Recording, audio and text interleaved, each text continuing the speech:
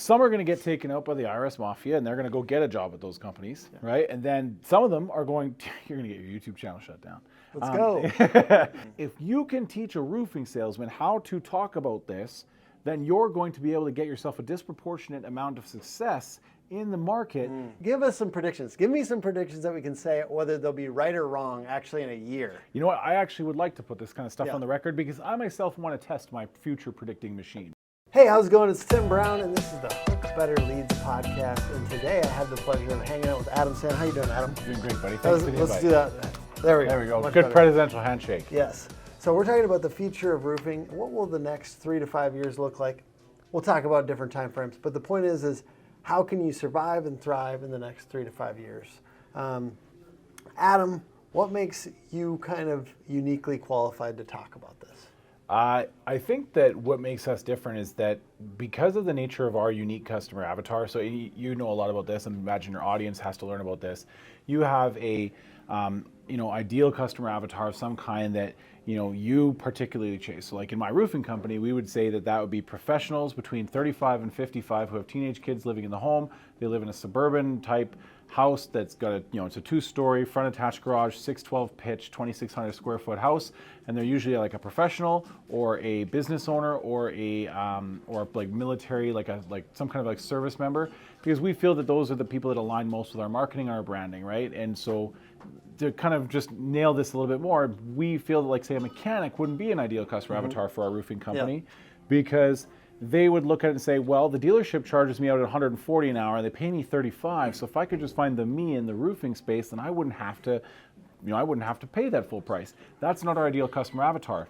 But a professional or a person who has an insurance brokerage, they understand the risks associated with just hiring a chuck in a truck, for example. And so, we want to find our ideal customer avatar. We want them to have teenagers in the home because we know they're going to stay there for a while because they probably want to leave their kids in a position where they can, finish their high school years, get the best chance at a successful future. And so when you have an ideal customer avatar, then you start to deal with a specific set of problems over and over and over again, and you can design for that customer. So to answer your question— You're customer obsessed. Yes. So when we take that into what RBP does, right, our consulting company, well, we have built a business around providing 50, 60, 70, 150, like we just today sold a $192,000 CRM project. That's not every roofing company in the market. There's 108. This closed today? Just today. That's a big enough close where I feel like we can congratulate you. That's a great, and I'm sure you're going to be providing an insane amount of value. So that's awesome. And we do that about once a month, Yeah. right? And so, ranging in these price ranges. And these companies, if you have to think, if you're out there in your roofing company and you're thinking like, ooh, geez, $450 a month for my CRM, that's expensive. Oh gosh, I'm spending extra. AccuLynx wants to charge me an extra $500 a month for e-sign. That's expensive. Then you hear about a company spending $192,000 on a CRM. Like, what is the difference between these two companies, right? And how are they thinking about the industry differently? And so then we see the problems that they're trying to solve, and we see what they're trying to do.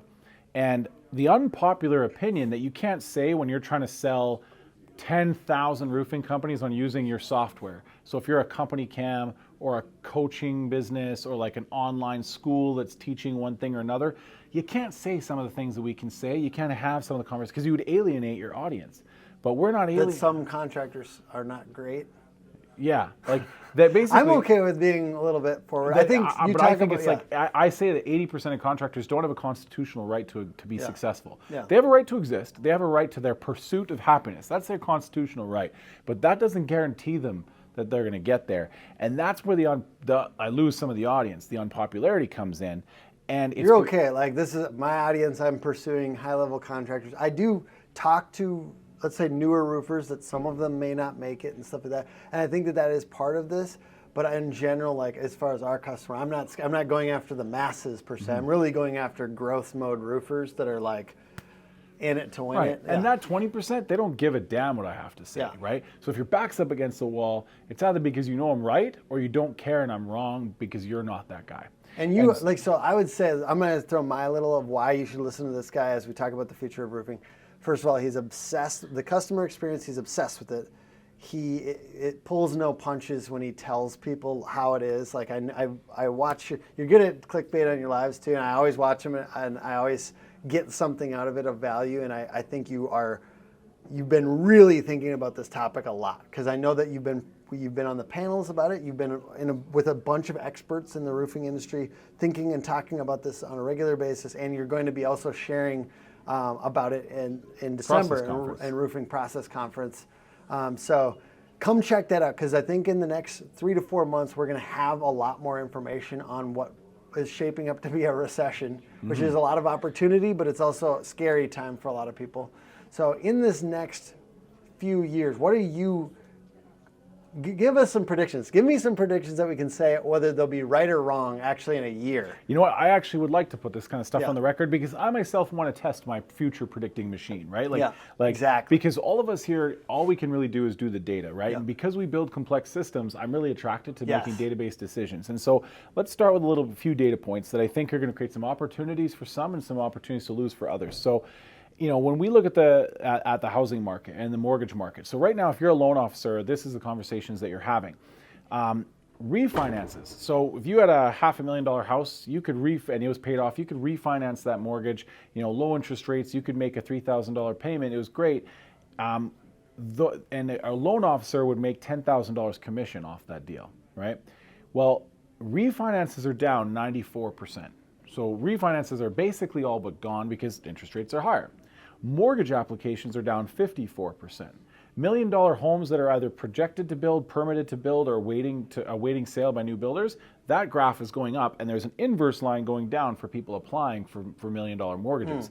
So you're seeing, and I'm not saying that there's going to be some massive, terrible housing crash like 2008. I really don't think we have a systemic problem, but we do have an issue where there is going to be some disruption there, and where we have an opportunity. Give us some so scale. here's okay, what 10 or like okay, 1 so year. If you were 'Cause making, I want to be able to look back at this. I'm going to watch this podcast if a loan officer was making $20,000 a year ago a month, now they're making $4,000 a month. Okay. Do you think that they might be looking for a new career? Yes, absolutely. Okay. And with the concerns around a recession, right? So we have 2 quarters of negative growth. That used to mean recession. I don't know how it suddenly stopped meaning that, but now, so it might be something to do with the midterms. The conflicting. I like this because I like but it's like the conflicting thing is there's not as much unemployment that you normally see in a recession. The last time we saw that unemployment was going down and the GDP was going down, right before the recession in 1929. Yeah. So that would be a really bad thing. Yeah. So maybe we don't want that. We to definitely be the trend. don't want that. Okay. All right. So that it is true. Do you think we'll be in the? I'm going to push you on this. If you haven't tried Signpost, you definitely should. We help answer calls, acting as a backstop to make sure your leads don't get missed. We also help build up your reputation by generating 5-star reviews. Come check us out at signpost.com.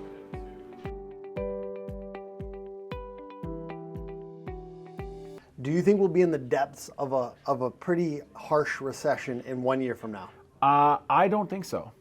Okay. The reason being is that the revenue per capita is really low. We have become really unproductive as people, but there's this unique thing that didn't exist in 1929, which is a lot of the automation and the ability for us to really capture a lot of GDP that isn't necessarily dependent on human ability, right? Like we can automate a lot of things that we couldn't automate before, right? Like the industrial age had really kind of spun up by the 1929. Like we weren't really learning about machines back then, but we're really learning about AI and stuff like that right now. So I don't believe we'll be in the depths of a terrible depression, but I think the economy will still be struggling, and I think there will be sectors that are terribly wiped out, like loan financing and recruiting. Yeah. There's another. So I think that we're going to see. because I've seen a lot of like people just letting go. Like I think it was like Google that let go of like 100 contract recruiters.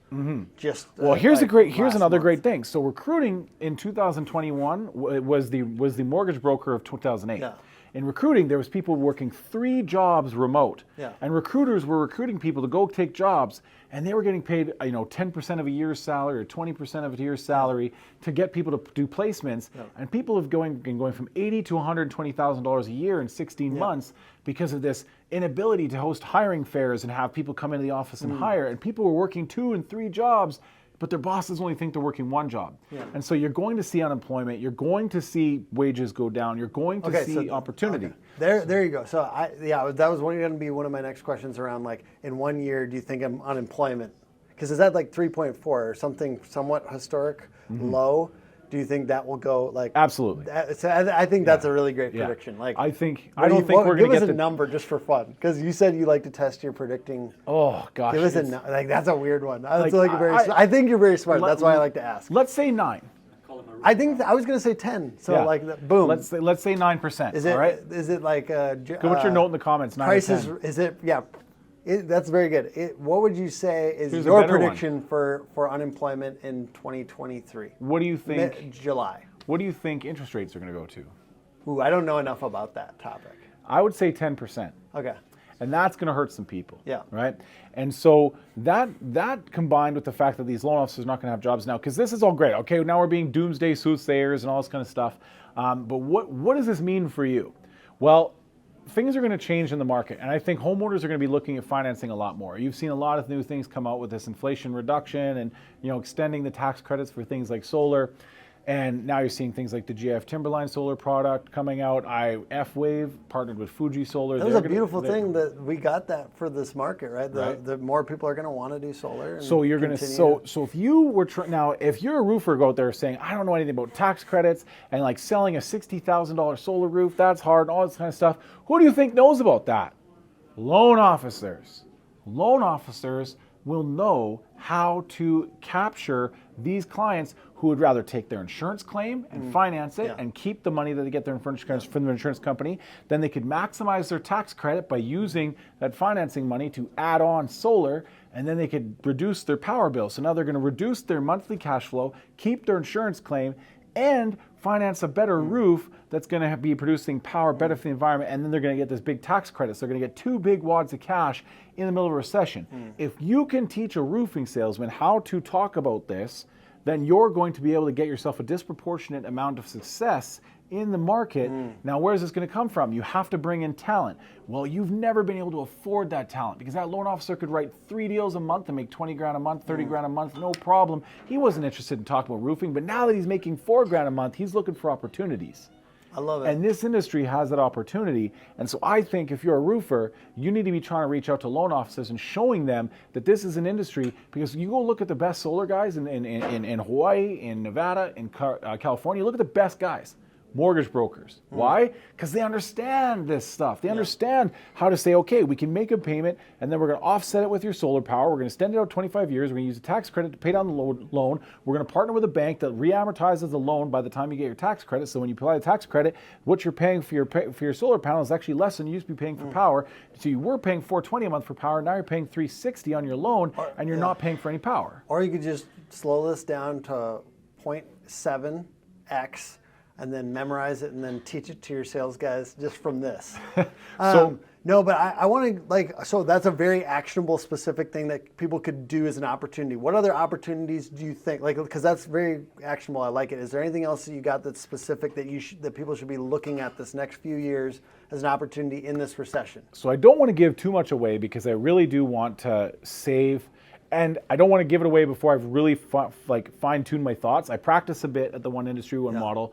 The whole thing is to really have this whole idea formulated for the Roofing Process Conference in December. So I don't want to give too much away, because I feel like it's unformulated thoughts. But I think we're going to know more, by then, because I think because I'll have a lot we're more all data. Predicting around this recession, and I think we're going to actually have more information, because it's unclear right now. Well, it feels like it could go either way. Well, there's a reason.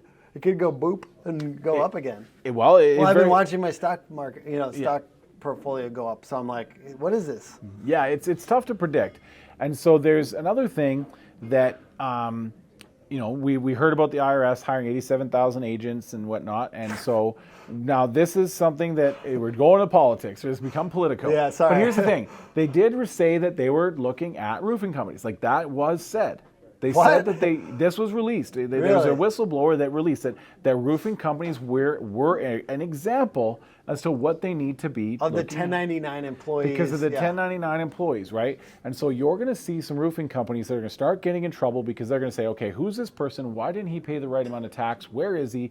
We can't find him. So we're going back to the roofing company, and then we're going to go and use I mean, they're telling that in the job application on the page on the IRS website, it said that they must be willing to work 50 hours a week, use a firearm, and be willing to use physical force. It says on the IRS website. You go look at it.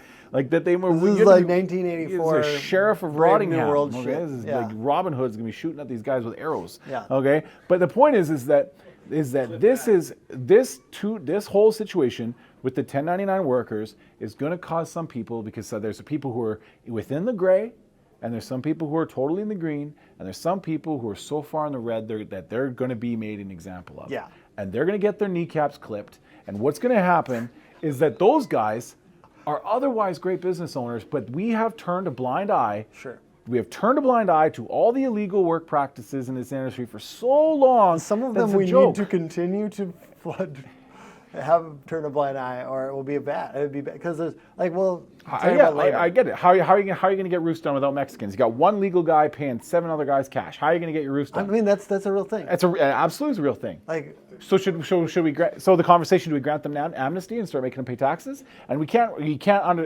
how do you give me some predictions about that? Because we got a couple years where I think you're going to see immigration reform. I'm a Canadian trying to become a U.S. citizen. It is incredibly hard. Yeah. It is So you're saying incredibly making hard. it easy. That would be very Needs to good be for made- roofing companies. Yes, if we need the labor, we need to make it easier. It needs to be very easy for a roofing company to do a quick labor market investigation and be able to create a pathway to citizenship to bring in labor from other countries who would appreciate Do you the think that will opportunity happen American. in the next 5 Absolutely, years? 1,000%. Yeah. Because the GDP needs it. The GDP needs it in order to cover the bill from COVID. They need the tax revenue to cover the social programs that they want to cover, as well as to recoup the losses from COVID. They need to focus on immigration because you're having a demographic shift. People are having less babies, so you're having less population growth. Yeah. We're getting aging population. We're losing 7 workers for every 1 we're bringing up, and so you absolutely need immigration to have a healthy economy. This gentleman has a sales call in about Yeah, 10, it's 15 minutes. I want to give you an opportunity to talk about a little bit longer time frame, just for fun, because I know that our predictions get a little less good. I mean, mine do at least, 10 years out and stuff like that. But I just want to talk about roofing in 10 years, because I know you believe there's going to be bigger companies. And that is a little bit more like this is going to be full-fledged in 10 years, and there's going to be a kind of roll-ups and some stuff that happens that consolidates. So how do companies contend with that, or should they get on board and get rolled up, or like, what do you think? Some are going to get taken out by the IRS mafia, and they're going to go get a job at those companies, right? And then some of them are going, you're going to get your YouTube channel shut down. Let's go. And then so some of them are going to have to go get a job because they don't have a choice. Yeah. So the industry is really trifurcating into 3 winners and 1 loser. Are you sick of what passes for leads these days? What's wrong with share leads? Or Facebook ad leads? Not much, unless you want to be the lowest bidder on every job. I wear a lot of hats, but search engine marketing and website, I've passed off to a Google specialized team.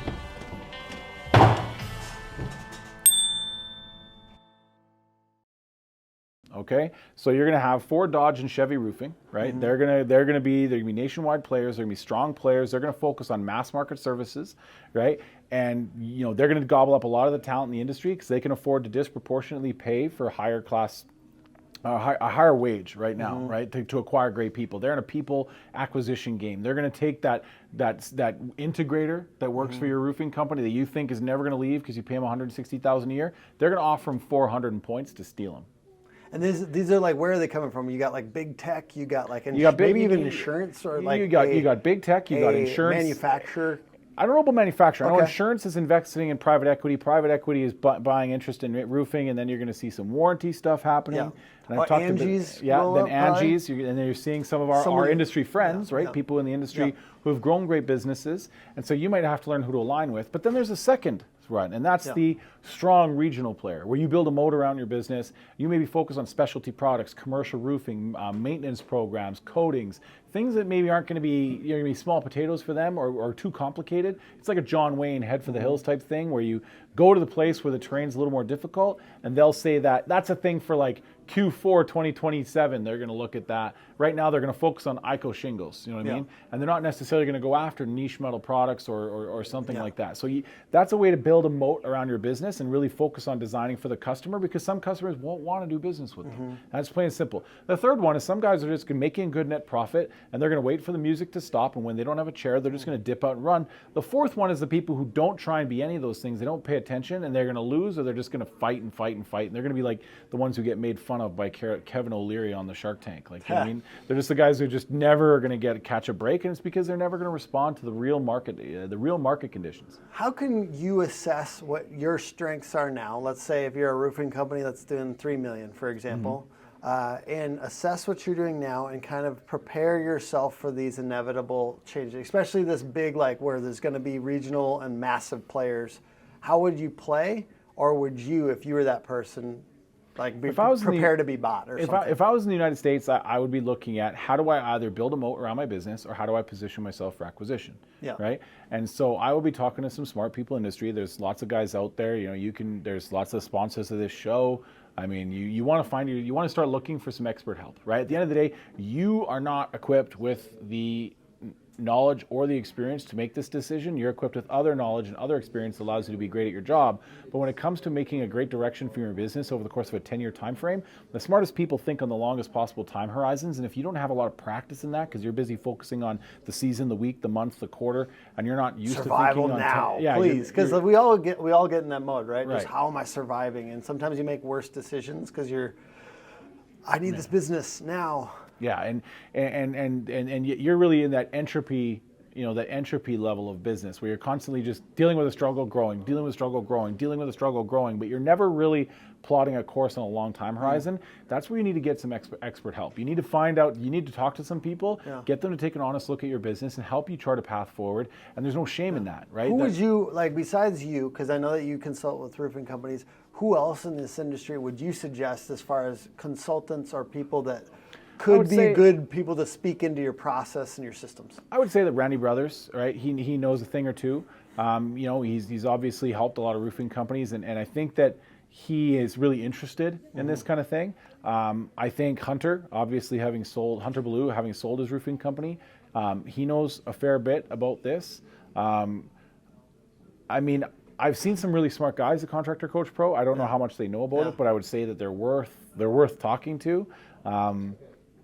Oh, geez, I'm trying to think of who else. I know you like Riva. Riva, but I think they're more about actually dominating the market. They're more about dominating, but they're the ones who wouldn't tell you. Business acquisition. They would want you to focus on customer acquisition. They would want to help you get to dominate your market. If you want to build a moat around your business, I think they're probably one of the best people to call. Talk about systems and how to incorporate some automation into your business. I know that for you, the moat is really important, and to create some kind of your proposal system, your automation. What are you helping people with to create more moat in their business? I think we're just trying to, so our mission is to make work more rewarding through engineering better customer experiences. The profits will show up if we focus on engineering better customer experiences and making the work that our people do more rewarding. So giving them better tools to work with on the digital side. And so, and in the company, right? And so I think some good automations that you're seeing is stuff from just reducing double data entry, making sure you create ways for customers to remain more informed as to the process, and giving customers the education they need to feel competent and confident in being able to make their decisions. So the easy things to talk about there are going to be like some kind of field service management software like Arrivi or Zupa. We build it out for people. Sumo Quote really helps. And that tells them where it is in the process. Yeah, it's like letting them know where they're at the process. Some of them have customer portal type technology, right? But not just customer portal like, hey, your install date's scheduled for this, but like, hey, the guys are on their way. Hey, the guys are ripping off your roof. Hey, the roof is done. Hey, it's time to pay. Creating an Uber-like experience. People are getting this from buying a $17 sandwich. They should be able to get it from buying a $17,000 roof. And it already exists in HVAC, and plumbing and stuff like that. It's coming here. We're the ones who are building it. But it's eventually going to become more and more and more present, and you want to make sure you're a part of that. And then when it comes to the marketing side, really to build that moat, you have to start producing content. You have to start becoming, as you mentioned, Joseph Hughes, the 5 Mile Famous, right? And so if you want to make sure you're producing that kind of content, you want to be building a professional presence online. And I'm not doing this just to throw it your way. If you don't build a professional presence online, if you're doing $2 million a year and your website's shit and you're using an @Gmail account, you might as well just go get a job at Apple and like be happy. I love your ongoing fight with @Gmail accounts on the internet. I follow this guy on Instagram, roofing business partner. Well, the secret RBP, reason RBP Consulting. RBP Consulting and a roofing business partner. So RBP Consulting is how we shifted our name because we started to get a lot of people from other Yeah. industries. Like I'm Drywall, probably yeah. going to talk with you about next year Right. consulting with us. So, Yeah, like we've just found that like our skills are transferable. But one thing I want to say with the @Gmail thing, and it's great that you brought this up, and it's actually a chance for me to turn this into a possible revenue source someday. Sure. By the time this podcast comes out, there might be a thing. But the reason I'm picking fights with Gmails is because I feel that people don't take their business seriously, and I think that's really hard to keep track of your time when you're using a Gmail address because it doesn't have the same tools as a Google G Suite account, Yeah. right? And so we're actually working on becoming a Google G Suite partner, and we're going to start helping roofers.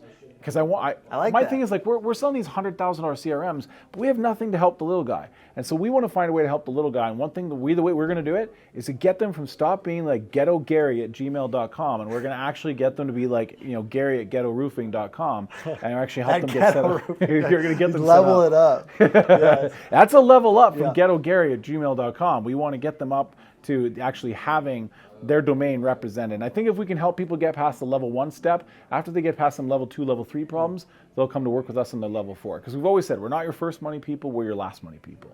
I like it. I think of ourselves the same. So what could people do now if they wanted to work with you? Pretty simply, the best place to start with us is we usually do CRM audits. So we'll either charge $1,500 to do a 3 one-hour session, go through everything from lead to Google review your entire process from start to finish, give it a score out of 360.